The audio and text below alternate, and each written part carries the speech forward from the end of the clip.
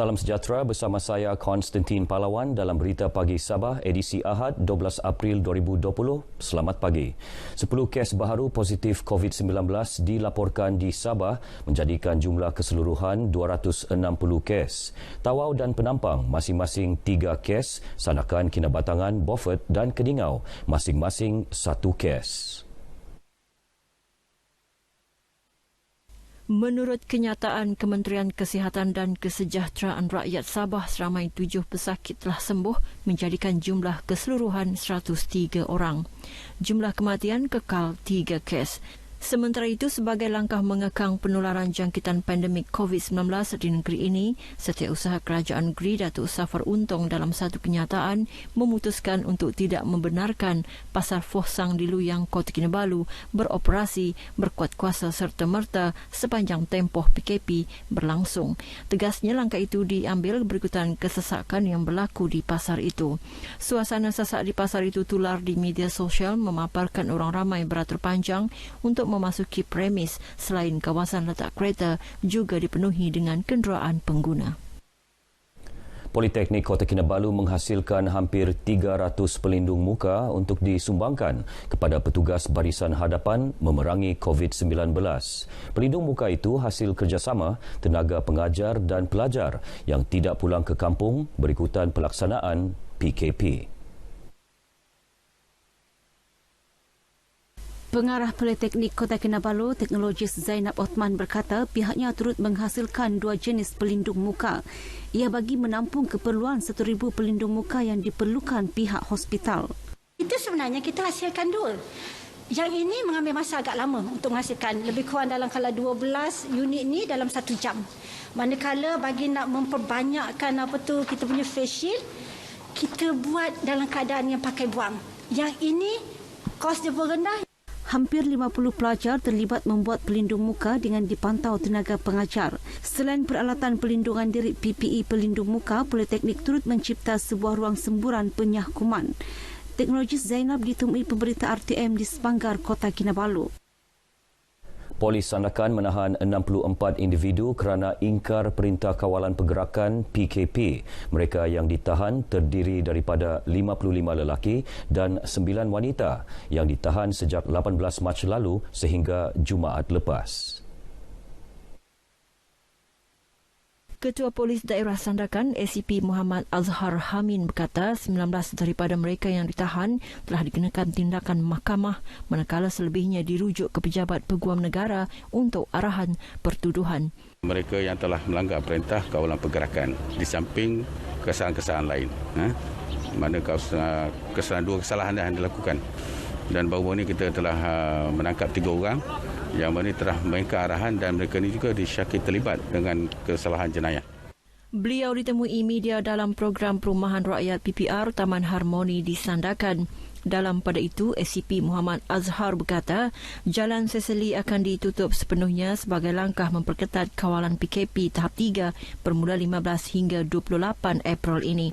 Ia berikutan laluan itu sering dijadikan laluan alternatif pengguna untuk mengelak sekatan jalan raya di Batu Lima Jalan Utara dan Jalan Lintas Utara Sandakan. Dalam perkembangan lain, ACP Muhammad Azhar berkata, sebuah kedai sementara menjual keperluan harian dan barangan basah dibuka di PPR Taman Harmoni, Sandakan. Kemudahan kedai sementara ini untuk membolehkan penduduk mendapatkan barangan keperluan tanpa keluar dari kawasan perumahan.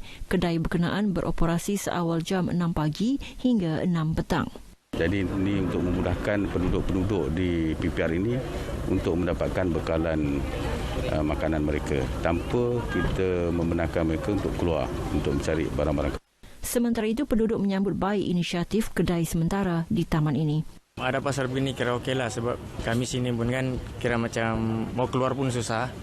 Lagi benar ini orang baik kami kebenaran pergi luar ambil yang BPN punya bantuan tu. Lepas tu adalah untuk kami pakai untuk pasar-pasar di Harmoni inilah. Kami berterima kasihlah pada kerajaan sekarang ini sebab bagi kami kemudahan untuk membeli balala di sini. Okey juga bagi mengelakkan jangkitan lah. Sebab sekarang kes pun makin meningkat. Jadi ada baiknya pihak kerajaan buka macam ni lah untuk kami. Kami pun setuju juga. Selain kedai sementara, kemudahan kenderaan juga disediakan untuk penduduk yang ingin berurusan di bank. Kementerian Perdagangan Dalam Negeri dan Hal Ehwal Pengguna KPDN HEP Sabah terus melakukan pemantauan terhadap keperluan barangan agar mencukupi selain memastikan harga yang berpatutan dan diedar ke semua kawasan sepanjang tempoh Perintah Kawalan Pergerakan PKP. Ketua Pegawai Penguatkuasa KPDN HEP Negeri Taha Julai berkata bermula 1 Januari hingga 10 April ini 19,520 premis telah diperiksa. 468 premis daripadanya dikenakan tindakan di bawah pelbagai akta yang dikuatkuasakan dengan nilai rampasan keseluruhan RM236,734. Manakala nilai kompaun yang dikutip sebanyak RM121,520. Kebanyakan kesalahan di bawah Akta Kawalan Harga dan Anti Penjatutan AKHAP 2011 serta Akta Kawalan Bekalan 1961. Taha berkata KPDN HEP Sabah juga menerima 577 aduan sehingga hari ini dan lebih 90% daripada aduan telah disiasat. Beliau dihubungi pemberita RTM di Kota Kinabalu. Pelanjutan Perintah Kawalan Pergerakan PKP 2 minggu lagi bermula 15 hingga 28 April bagi mengawal penularan wabak dan memutuskan rantaian COVID-19 disambut baik rakyat di negeri ini. Majoriti berpendapat pelanjutan itu perlu bagi memastikan rantaian wabak berkenaan benar-benar terputus selain mengelak penularan semula wabak berkenaan jika PKP dihentikan.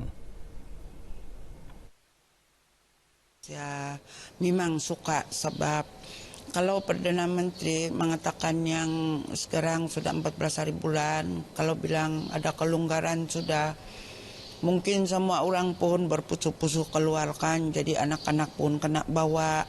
Jadi kita ini tidak tahu ini COVID sudah betul-betul tiada atau masih ada. Bagus begini sebenarnya sebab untuk menjaga kesehatan, untuk menjaga orang-orang yang sekitar. Baguslah yang begini. Maksudnya kalau ditambah begini kita boleh menjaga-jaga lah kan, supaya kita mengurangkan virus corona nih. Lebih bagus lagi daripada bertambah lagi itu penyakit kan. Kita semua seluruh Malaysia lah untuk bersatu bah. Kalau kita lanjutkan lagi KPK itu untuk demi kebaikan seluruh rakyat lah semua. Oke lah demi kita kan kasih kurang orang keluar. Kedai pun bagus lah, jangan buka semua ikut hari. Kalau boleh sambung lagi lama lagi bagus supaya rantaian COVID-19 ini kita boleh hindarkan lah. Semalam Perdana Menteri Tan Sri Muhyiddin Yassin mengumumkan pelanjutan PKP 2 minggu lagi sehingga 28 April. Tindakan itu adalah selaras dengan pandangan Pertubuhan Kesihatan Sedunia WHO yang menyarankan negara-negara terjejas akibat COVID-19 supaya tidak menamatkan PKP terlalu awal. Ia bagi mengelak penularan semula wabak berkenaan seperti yang berlaku di beberapa buah negara selepas PKP ditamatkan. Usahawan Perusahaan Kecil dan Sederhana PKS perlu bersiap sedia untuk menjalankan urusan jual beli secara dalam talian seperti e-Bazaar berikutan pelanjutan tempoh PKP sehingga 28 April ini. Pensyarah Kejuruteraan Universiti Malaysia Sabah UMS Profesor Insinyur Dr. Roslan Sarbatli turut mencadangkan kerajaan mempertimbang aplikasi yang lebih mudah, selamat dan dipercayai digunakan semua pihak. Beliau percaya langkah itu bukan sahaja menjamin keyakinan pengguna dan mengekang penularan pandemik COVID-19, malah menerapkan amalan revolusi perindustrian 4.0. Masalah online ini cuma satu saja, masalah trust. Masalah kepercayaan. Sebab tu saya kata pihak kerajaan kena ada. Maksudnya apabila pembayaran berlaku, pembayaran bukan terus kepada peniaga, tapi dia dikumpul dalam satu platform e-Bazaar. So kalau kita boleh address masalah trust ni atau kepercayaan ni, maka sistem e-perniagaan atau e-Bazaar akan berkesan. Beliau ditemui pemberita RTM di Kota Kinabalu. Profesor Insinyur Dr. Rosala mengulas tambahan pakej rangsangan ekonomi prihatin rakyat prihatin untuk meringankan beban kewangan PKS oleh Perdana Menteri Tan Sri Muhyiddin Yassin.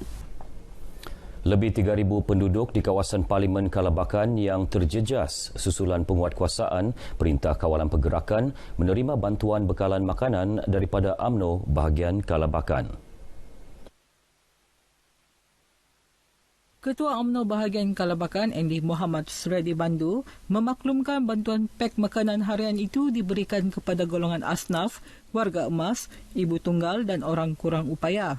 Kami akan cuba menggerakkan seluruh jentera untuk mencapai keseluruhan golongan sasar, dan kami berharap bagi mereka yang terputus bekalan makanan, bagi mereka yang belum mendapat sebarang bantuan, bolehlah menghubungi pejabat UMNO ataupun ketua-ketua UMNO yang berdekatan.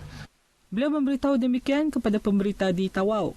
Bantuan yang kini memasuki fasa keempat itu melibatkan 1,800 penerima dari 14 buah kampung dalam Dun Kukusan. Jadi kami juga dapat juga puas hati, ya terima sama yang itu puas lah ya itu macam.